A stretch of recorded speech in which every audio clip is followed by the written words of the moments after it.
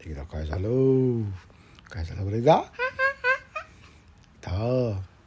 एक सोनार होता बरं का. सोन्याचे दागिने बनवायचा तो. खूप मोठं दुकान होतं सोन्याच्या दागिन्यांनी भरलेलं. हिरे, माणके, नेकलेसेस, इयरिंग्स, बांगड्या, पाटल्या, तोडे, असे अनेक प्रकारचे दागिने होते बरं का. तर एक दिवस रात्री काय झालं, तो कुलूप लावून घरी गेला. तेवढ्यात कोणीतरी चोर आला. तिकडे त्याने खिडकीतून आतमध्ये गेला आणि त्यांनी सगळी चोरी केली सोन्याची बरं का. दुसऱ्या दिवशी त्या सोनाराला कळलं की आपलं सोनं कोणीतरी चोरलं. तो गेला बिरबलकडे. बिरबलला म्हणला, असं सगळं माझं सोनं कोणीतरी चोरलं, चोर कोणीतरी पकडला पाहिजे.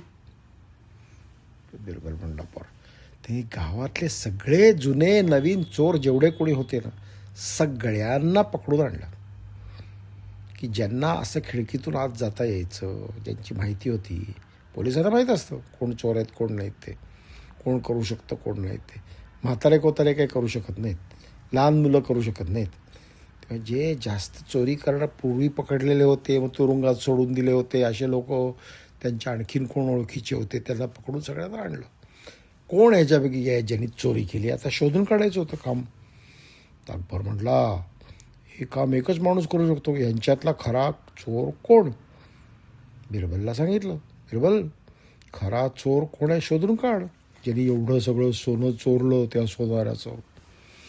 बिरबल म्हटला, बरं, आज दुपारी मी एक टेस्ट घेणार आहे, सगळ्यांची परीक्षा घेणार आहे, आणि त्या परीक्षा झाल्यावर मला लगेच कळेल कोण चोर आहे. पण म्हटलं, असं. सगळे आले दुपारी. परत सगळ्या चोरांना परत आणलं. गावातले जेवढे चोर होते सगळ्यांना पकडून आणलं. बिरबलने एक मोठं भांड्यामध्ये पाणी भरून आणलं होतं. बादलीसारखं मोठं भांडं होतं, त्यात पाणी भरलं होतं. बिरबल म्हटलं, हे बघा, हे पाणी आहे ना, हे जादूचं पाणी आहे. कारण हे बादली, भांडंच मुळी जादूचं आहे.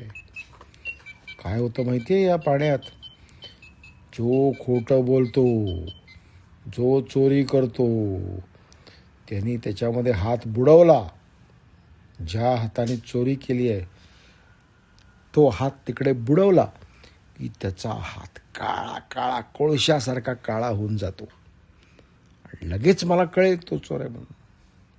चला, नंबर 1 या, पाण्यामध्ये हात घाला.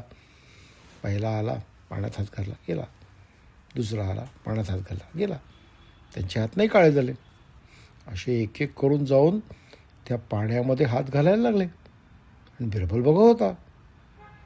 तेवढ्यात खरा चोर आला तिकडे. त्याचा नंबर लागला.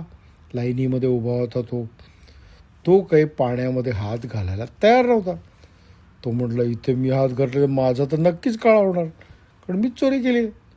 ते म्हणून तो काहीतरी कारण काढून हात घालायला नको म्हणायला लागला. बिरबलला लगेच कळलं की हाच तो माणूस आहे जो हात आतमध्ये घालत नाही, हात काळा होईल म्हणून. शिपायांना सांगितलं, पकडा त्याला, त्याच्या घरी जाऊन सगळी झडती घ्या, शोधा सगळ्या घरामध्ये, सापडेल सोनं सापडलं. अकबर म्हटला, बिरबल, तू खरंच हुशार आहेस रे. हे कुठून आणलंस तू जादूचं पाणी आणि जादूचं भांडं? मला माहितीच नव्हतं असं भांडं आहे म्हणून. तो म्हटला, कानात सांगू का तुमच्या, हे जादूचं भांडं पण नाही आणि जादूचं पाणी पण नाही. पण त्या चोराला वाटलं की त्याच्यात हात घातला की आपला हात काळा होईल, म्हणून तो घालत नव्हता घाबरून. त्याबरोबर मला कळलं की हात चोर आहे.